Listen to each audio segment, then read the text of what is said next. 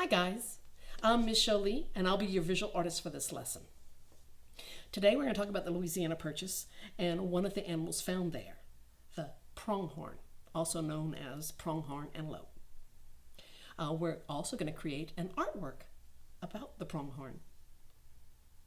Today we'll need a sheet of paper, eraser and pencil, and a cup of crayons. Let's look at the United States from right to left. There we have the Atlantic Ocean, the Appalachian Mountains, the Mississippi River, and you see it splits off. You have the Ohio River here and the Missouri River here, the mouth of the Mississippi River, the New Orleans territory. See, the New Orleans was right close to around the mouth of the Mississippi River. Then this is the Louisiana territory area we're going to talk about, and the Great Plains, the land in between the area. This is the Rocky Mountains. So here we have the Appalachian Mountains, and now here we have the Rocky Mountains. So this is all the land we're going to talk about. And then, of course, over here we have the ocean back this way. So you have the Atlantic on this side, and you have the Pacific on this side. The Atlantic is to the right, and the Pacific is to the west.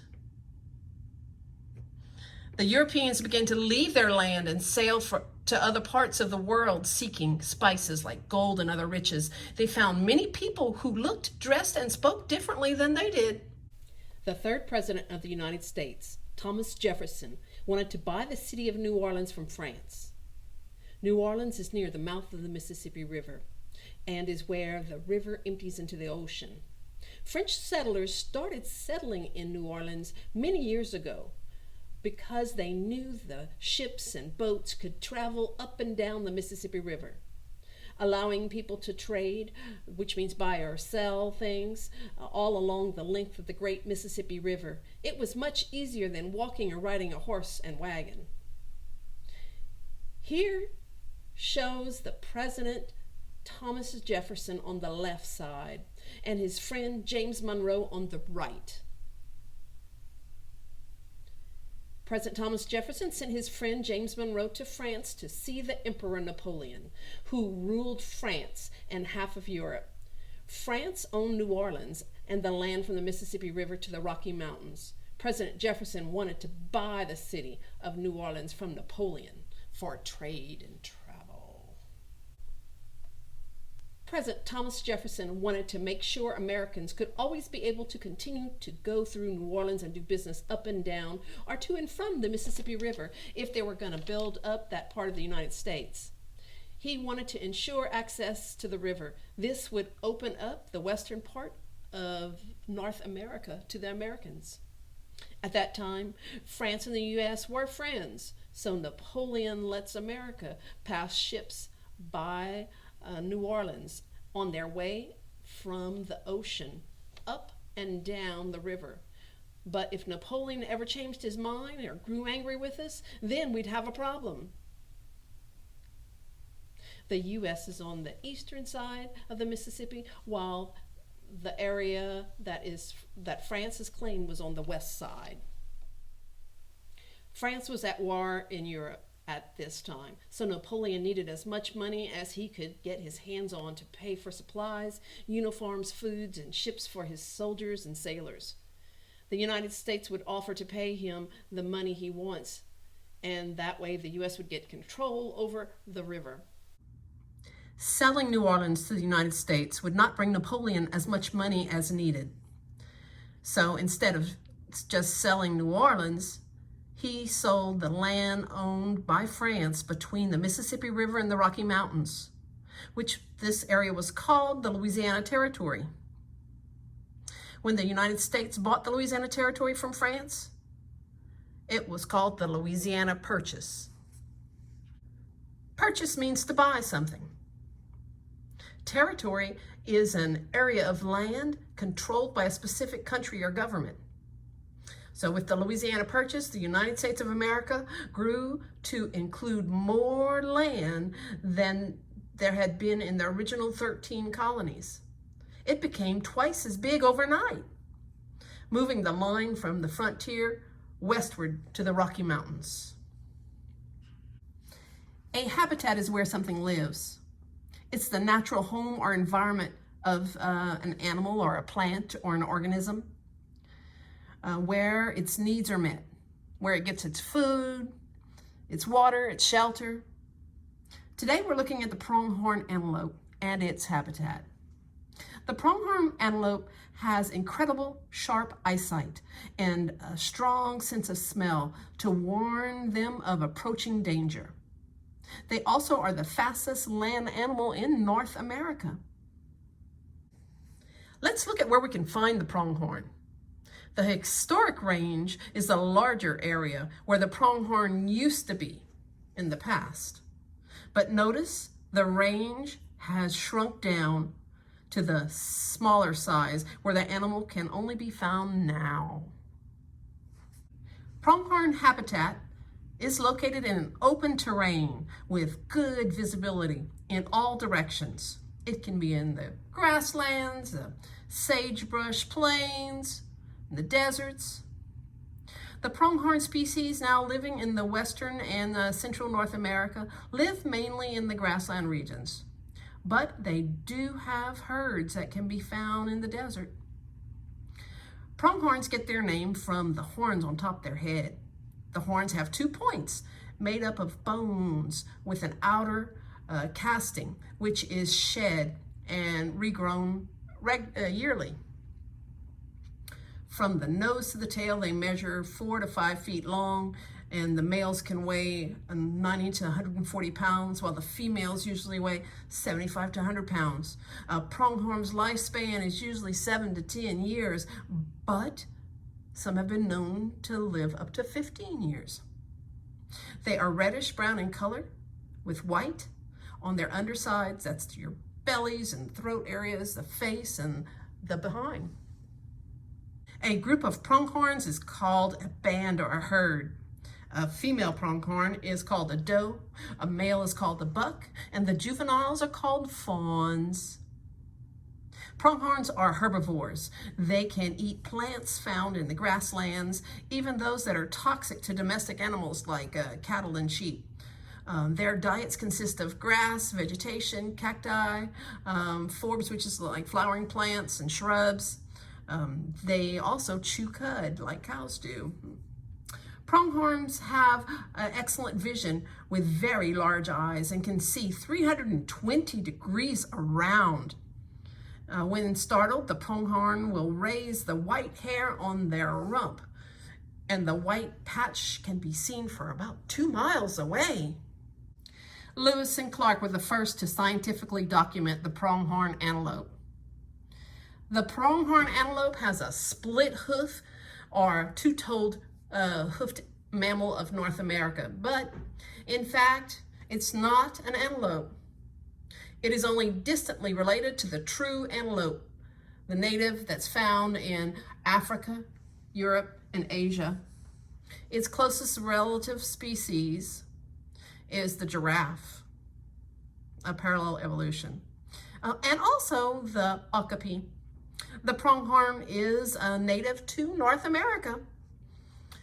The pronghorns are the fastest animals in North America. They can run speeds up to 65 miles per hour. And they can hold 43 miles an hour for several miles at a time. The pronghorn is the second fastest land animal in the world, the fastest in North America. Like I said, the scientists believe the pronghorn's great speed is due to the animal's evolution alongside the now extinct American cheetah. Also extinct is the dwarf pronghorn. And there are different subspecies of pronghorn that are on the endangered list. Pronghorns will try to climb under instead of jump over, or duck between strands of wire when crossing a fence. In breeding season, to avoid confrontation, the pronghorn buck gathers a harem of females to protect him from the other males. Most active just before sunrise and sunset. In winter, they form large, loose herds of 1,000. In the spring, they disperse into smaller groups. Pronghorn predators include wolves, cougars, pumas, that's the cougar, bears, bobcats, coyotes, although sometimes it can be a bear. The fawns are easy prey for even a golden eagle. Okay, so today we're doing an artwork about the pronghorns found on the Great Plains.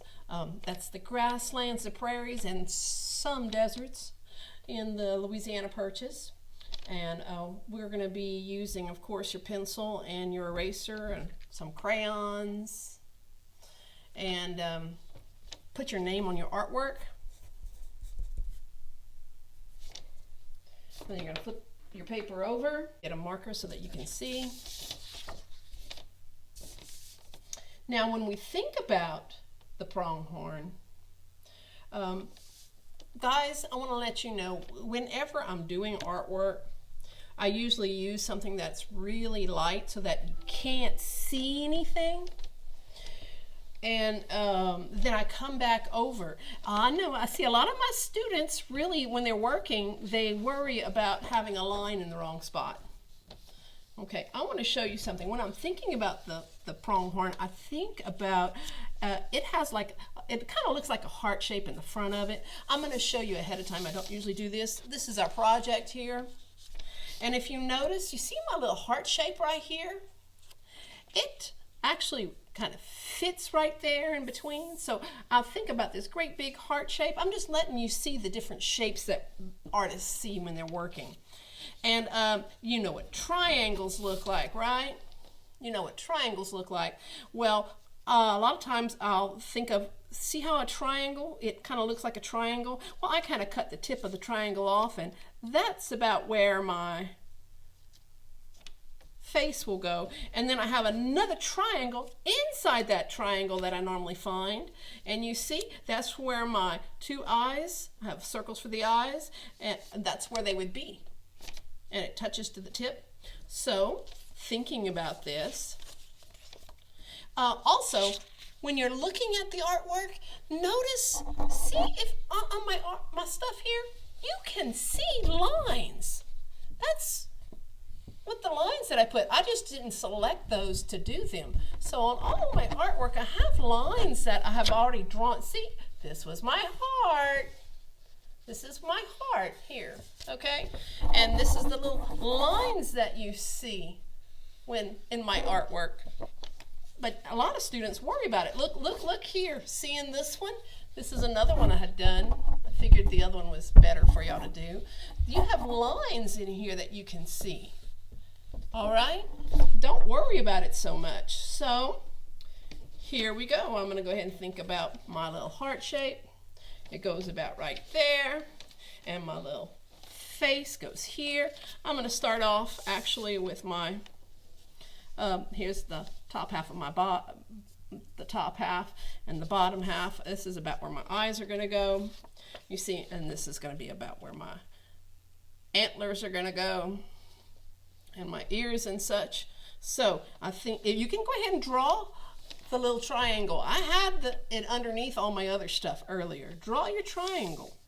Okay, so let's think. I'm thinking of the triangle. I'm going to go ahead and do an eye here, and eye here, and actually go ahead and draw a circle there. That'll work. There we go. See, 1, 2, 3. See, 1, 2, 3. That would be my triangle, right? All right, and then just above it, I'll go ahead and have my antlers. Okay, you can go ahead and draw out you a heart if you like, and then on each side of it, go ahead. But if I do it in marker and do it in marker again, you might take the wrong line. So I'm going to go ahead and do it. Here's my little heart. I'm going to come for that there, and I'm going to come for it here.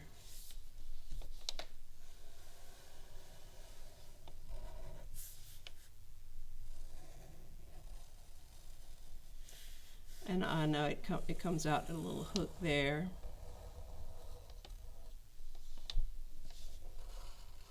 See, there's my little antlers.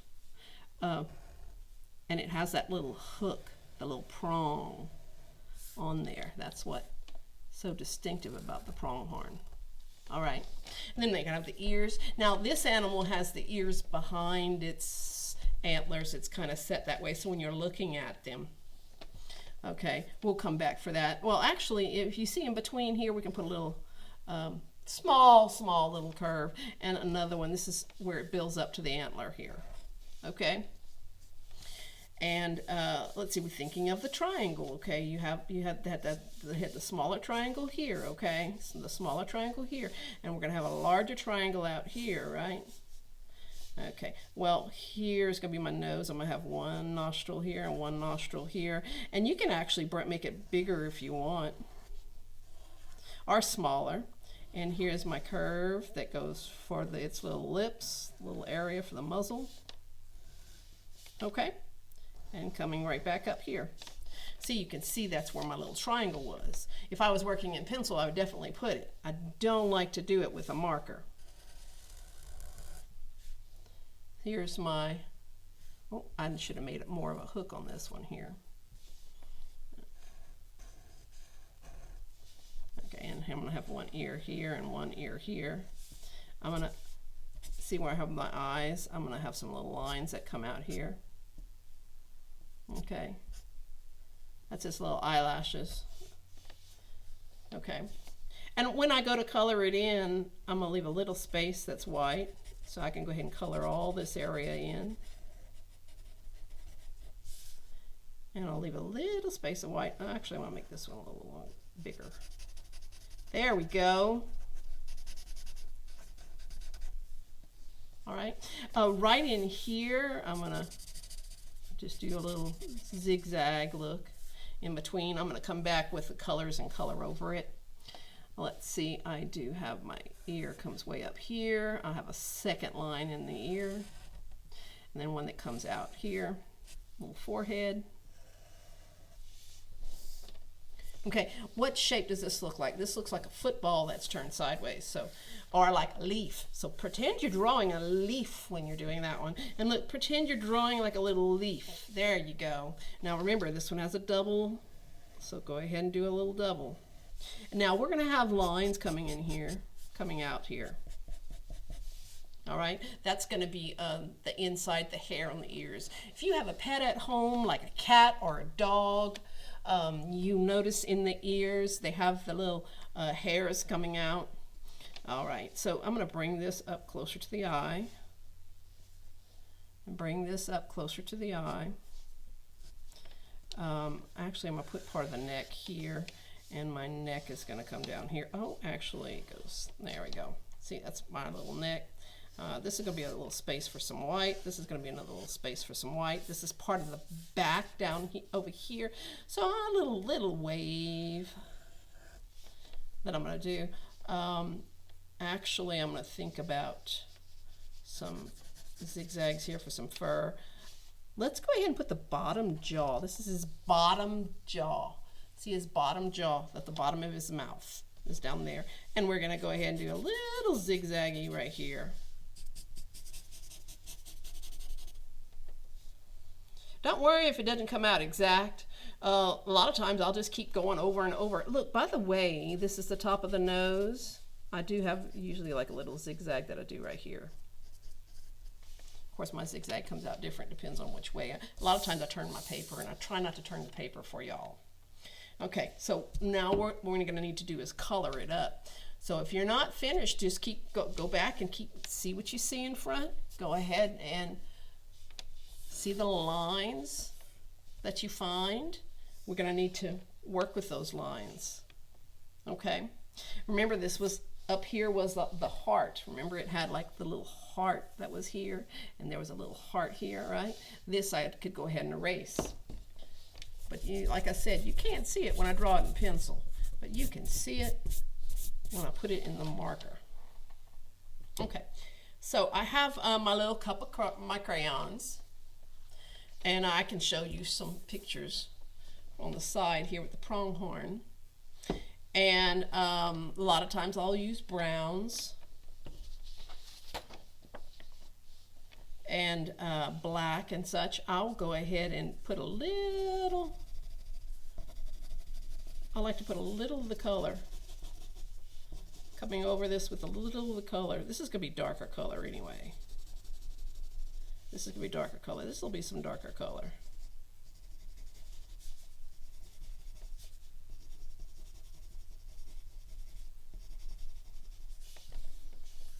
Okay, I'm going to just trace the ear here. And I'll just trace a little bit on here. What I like to do is only on the inside, because I'm going to pretend that it's a little lighter on the inside here than on the other side. I'm going to put my antlers black.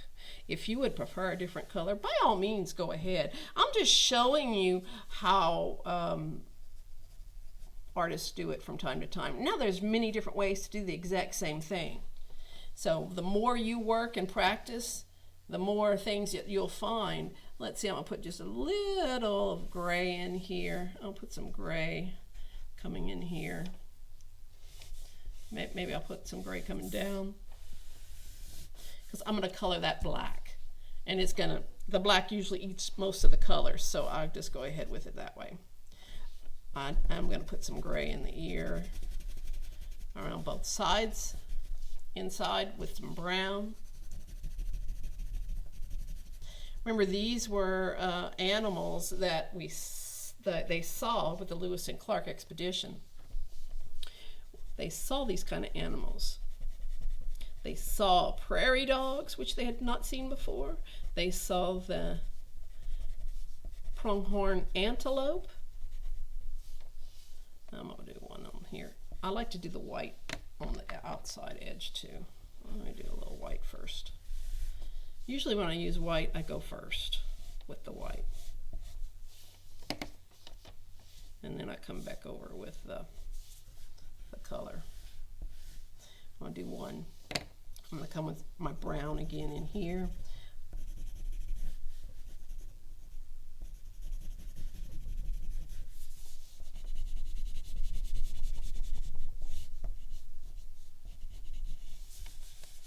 And I have this. I'm going to go ahead and use red and orange in here.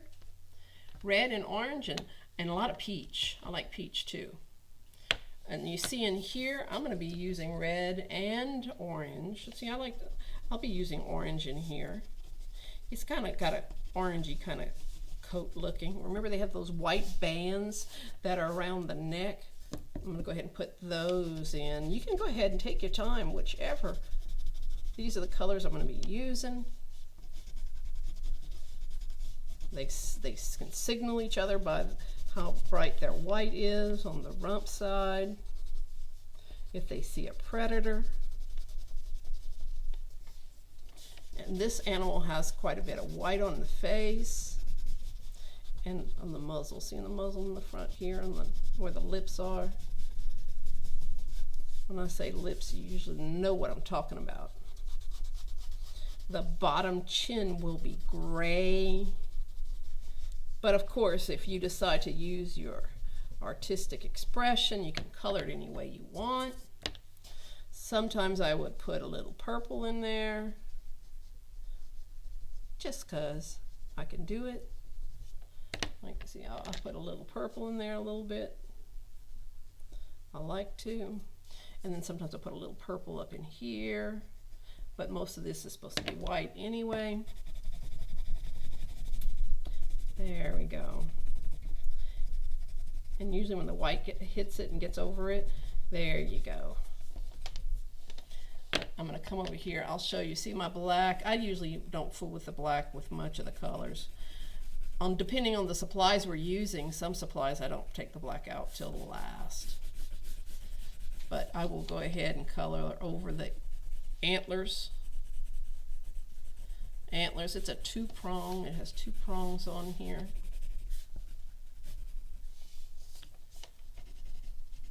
In the background, you can put whatever you'd like.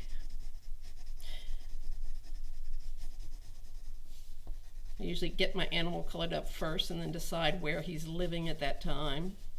I always like to play games. The more and the more I keep working on him, the more he seems to start coming alive.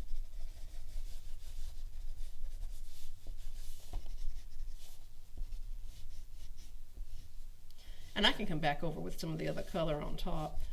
I usually just put those. Remember, you can get it by different pressures. I'm going to put a little of the black, just a little bit right here, kind of shadow shading. And the rest of it I'm going to be doing with the colors other than black. Maybe up here. Kind of looks like little bands from time to time. Now this is the inside of the ear. It does have browns and grays. A little bit in here. I do enjoy working with my students on this. Okay, I'm going to put the gray away. Here's my orange. I like to do orange.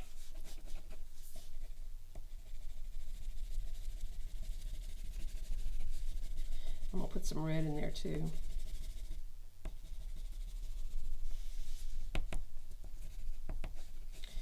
My peach is going to come over on the other sides. Color all the side of the neck, except for where the white comes. The white is in this area. The white is in this area.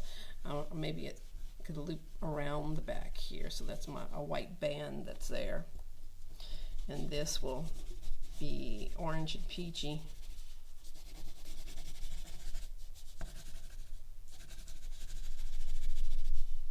Orange and peachy.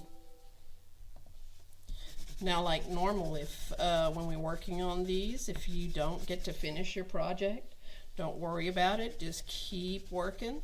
You can do it for lunch or break.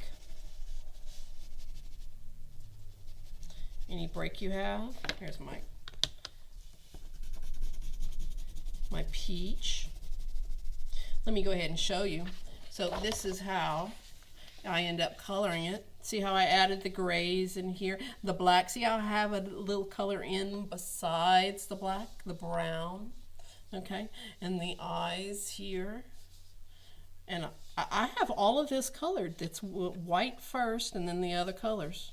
Okay, white first and then the other color. See how I mix the color in there to make it look that way? You can put whatever you want in the background. If you want to put another one or two, or you can go ahead. I really enjoy working with my students on all of these. Whoop, and I'll go back to coloring the other one. There we go. And don't worry if you have a line that's not in the right place. They're all different anyway.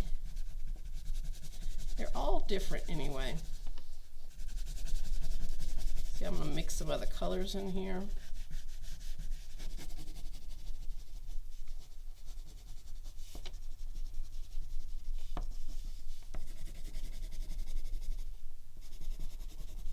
My nose, I usually put brown and then I add maybe a little bit of black.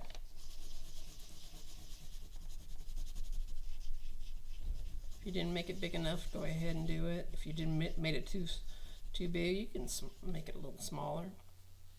I'll put the nostrils, the inside, just a little bit of black there.